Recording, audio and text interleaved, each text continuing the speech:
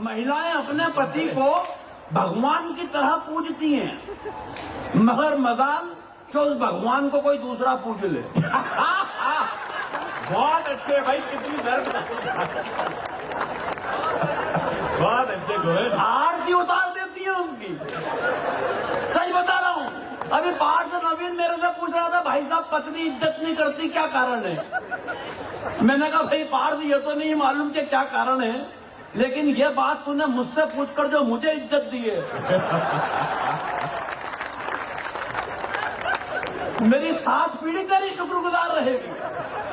बोले भाई साहब क्या आपकी भी नहीं करती? मैंने जो जवाब दिया थोड़ा इंटरनेशनल जवाब है, बस यहां से दिमाग लगा के सोच लेना कि मैं क्या कहना चाहता हूं। बोले भाई साहब क्या आपकी भी नहीं करती? मैंने कहा पार्थ एक बात ध्यान रखना, हिंदुस्तान में अगर रुपए का मूल्य गिरता है तो उसकी गिरावट हर प्रांत में अलग अलग नहीं होती। बहुत अच्छे गोविंद। अरे सही बताओ, बोले क्यों नहीं करती? मैंने कहा बेटा एक बात ध्यान रखना, जब कोई लड़की मायके से विदा होकर ससुराल में आती है, अपने पिताजी को छोड़ के आती है तो बदले में ससुर साहब मिलते हैं, माँ को छोड़ के आती है बदले में सासू माँ मिलती है, बहन को छोड़ के आती है बदले में ननद मिलती है, भाई को छोड़ के आती है बदले में देवर मिलता है, मगर ऐसा क्या छोड़ा कि तुम और मैं पल्ले पड़े? बोले भाई साहब ऐसा तो कुछ भी नहीं छोड़ा। मैंने कहा फिर एक बात समझ ले बेटा कि जो चीज फोकट में मिली है उसकी इज्जत कौन करता है? तालियां कम है आपकी। वाह। मैं तो सच बता रहा हूं भगवान की कसम, जब कोई पति पत्नी की कविताएं यहां से सुनाता है ना शैलेश भैया, इस पे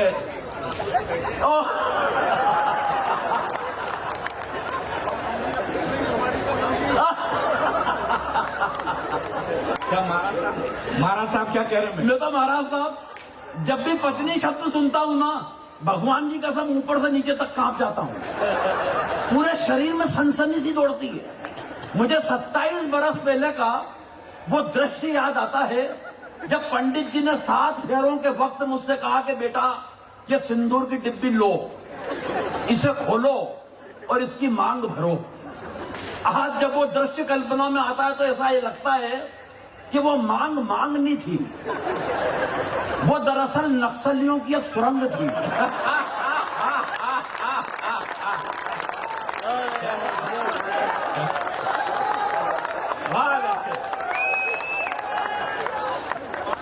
और तालियां तो इस बात पे बजाना कि सुरंग भी वो वाली थी जिसमें मैंने अपने हाथों से बारूद बिछाई है।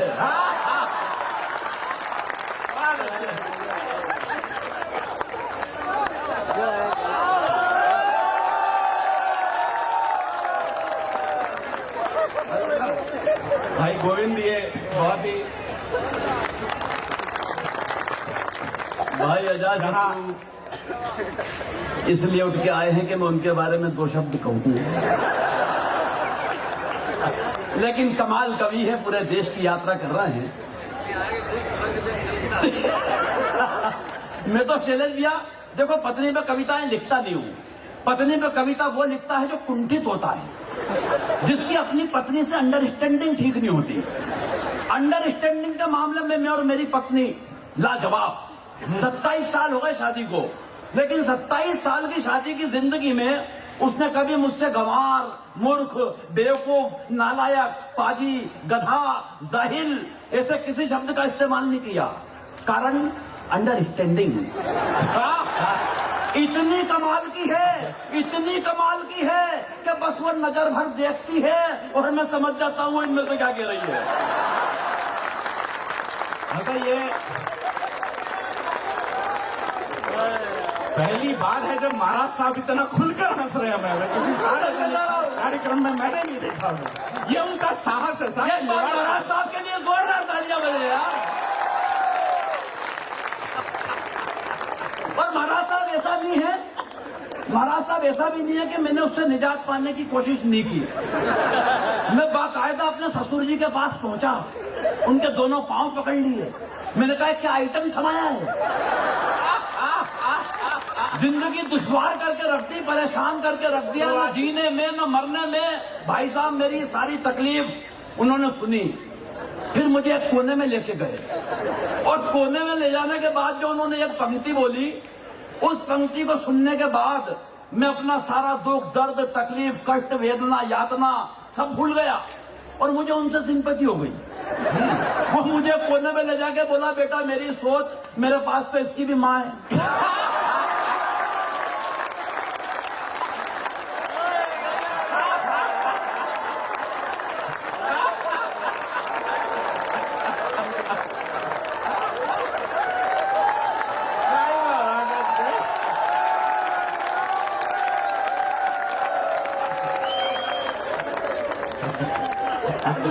तू नीचे उतर, अगर उदयपुर से तू सही सलामत चला जाए।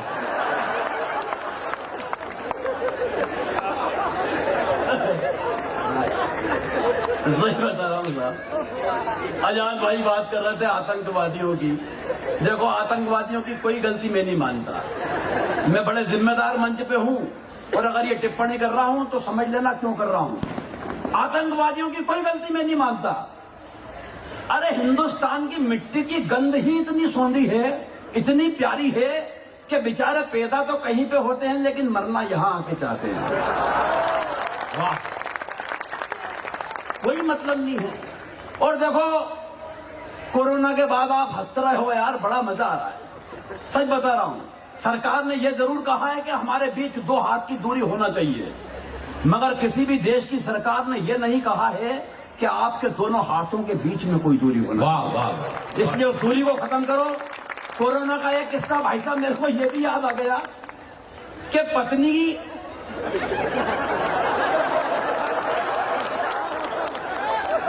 यार तुम्हारी हालत ये हो गई कि मारो कहीं लगे भाई। सही बता रहा हूं, मैंने पत्नी को आवाज लगाई, मैंने कहा ये संजय भैया बहुत बारीक बात बता रहा हूं। मैं बिल्कुल बिल्कुल। मैंने कहा ये टेबल पर 2 मास्क पड़े हुए हैं, लाल निशान लगे हुए, इसमें मेरा कौन सा है? पत्नी बोली क्या, सुनो जी, वो जिसके अंदर अंदर लिपस्टिक के निशान नजर आ रहा है वो तो मेरा है।